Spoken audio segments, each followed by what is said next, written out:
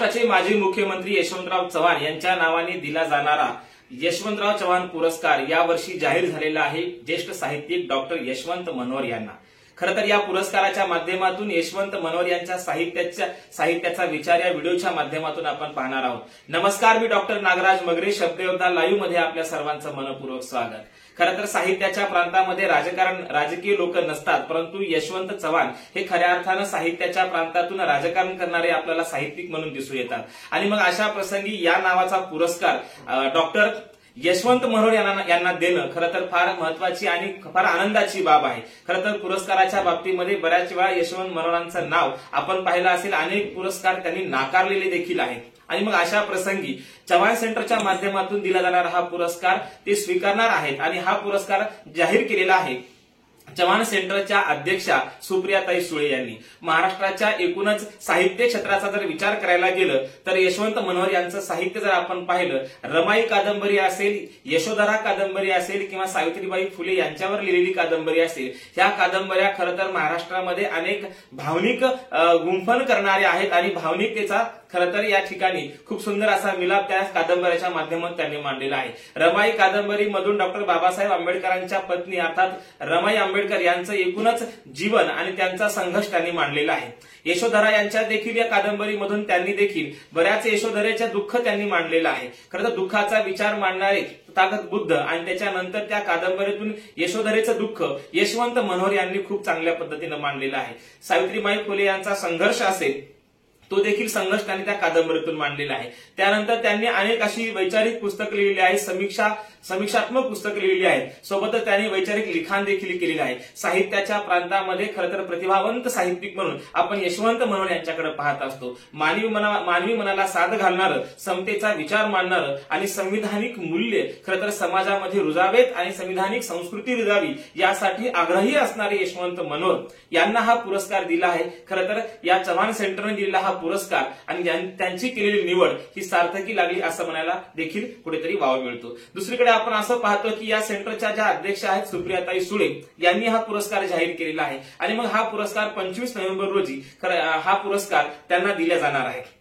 आपण पाहतो की चव्हाण सेंटरचे अध्यक्ष असलेले आणि कार्याध्यक्ष असलेल्या सुप्रियाताई सुळे आणि अध्यक्ष असलेले शरद पवार यांच्या हस्ते हा पुरस्कार दिला जाणार आहे। याआधी खरं तर हा पुरस्कार साहित्य क्षेत्रातील असेल, औद्योगिक असेल, कृषी असेल, सामाजिक असेल, विज्ञान तंत्रज्ञान असेल, मराठी साहित्य असेल, कला, क्रीडा आणि संस्कृती अशा क्षेत्रामध्ये चांगलं नाव असणारे आणि नावाजलेल्या आणि व्यक्तीला हा पुरस्कार दिला जातो। आणि मग सामाजिक क्षेत्रामध्ये काम करणारे बाबा आढाव असतील, मधु मंगेश कर्णिक असतील किंवा कवी शांता शेळके असतील, त्यांच्यानंतर गोविंद तळवलकर असतील आणि सोबतच आपण पाहिलं की डाव्या चळवळीमध्ये काम करणारे एन.डी. पाटील असतील, या पुरस्काराचे आतापर्यंतचे हे मानकरी ठरलेले आहेत।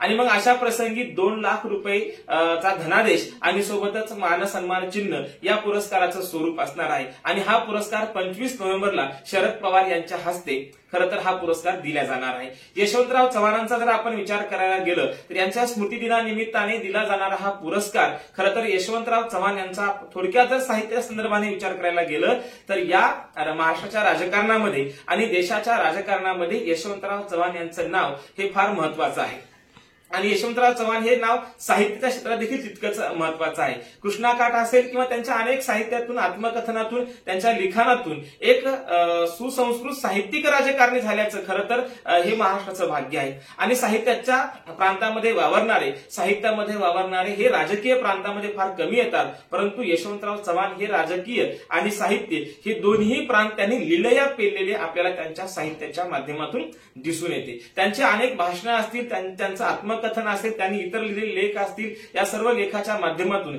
एक राज्यकर्ता, एक राजकारणी किती चांगला साहित्यिक असू शकतो हे देखील एक सुंदर उदाहरण यशवंतराव चव्हाणांच्या माध्यमातून आपल्याला पाहायला मिळतं। आणि मग अशा व्यक्तीच्या नावाने, यशवंतराव चव्हाणांच्या नावाने डॉक्टर यशवंत मनोहर यांना दिला जाणारा हा पुरस्कार खरं तर कौतुकास्पद आहे आणि दोन्ही पुरस्कार घेणारा आणि ज्यांच्या नावाने दिला जातोय असे दोन्हीही व्यक्तिमत्व हे उत्तुंग आहे। अलीकडे आपण पाहतोय साळुंखे असतील किंवा यशवंत मनोहर असतील, हे 2 ज्येष्ठ साहित्यिक महाराष्ट्रामध्ये आहेत।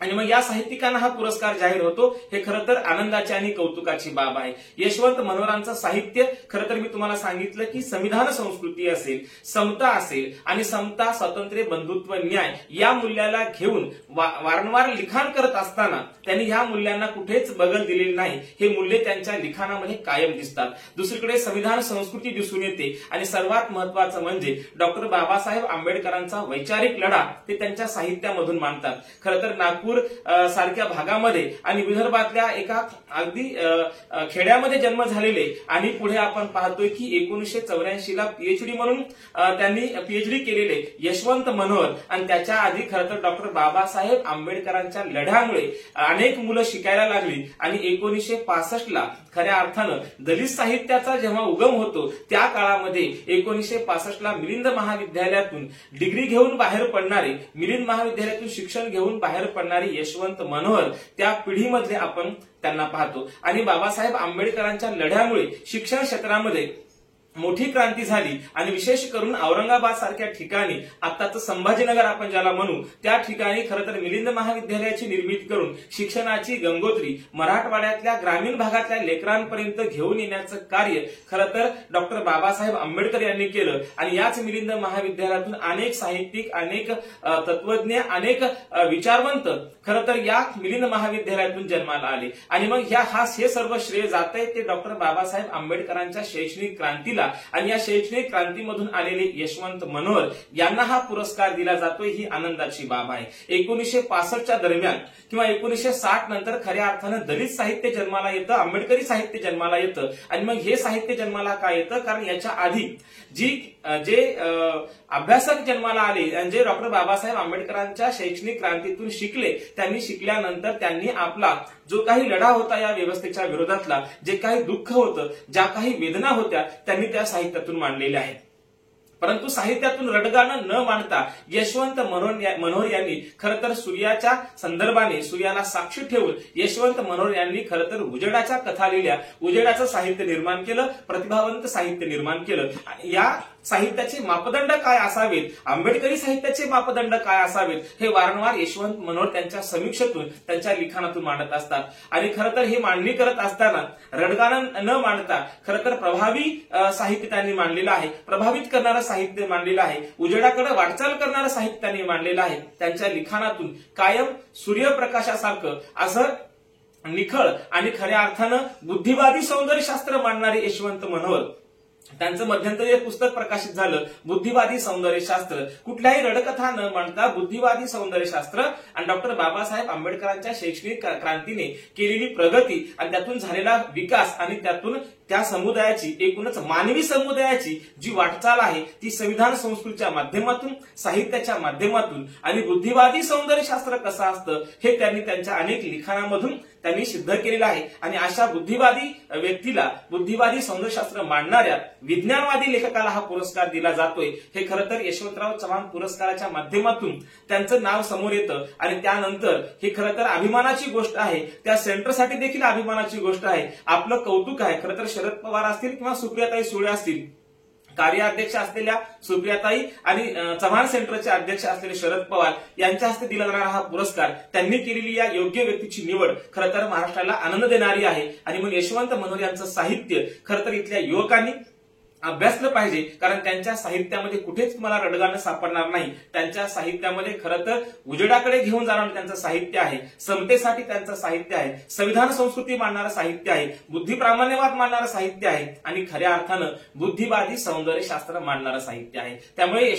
यशवंतराव चव्हाणांच्या नावाने दिला जाणारा हा पुरस्कार डॉक्टर यशवंत मनोहर यांना दिला जातोय. त्यांचं अभिनंदन आपण या व्हिडिओच्या माध्यमातून करूयात आणि त्यांचं साहित्य आपण सर्व वाचाल. आपल्या शब्दयोद्धा या युट्यूब चॅनलचे रसिक हे नक्कीच साहित्य अभ्यासतील असा आशावाद व्यक्त करूयात. यशवंत मनोहर आणि एकूणच त्यांच्या साहित्याला शुभेच्छा देऊन खरं तर या ट्रस्टलाही शुभेच्छा देऊयात. धन्यवाद.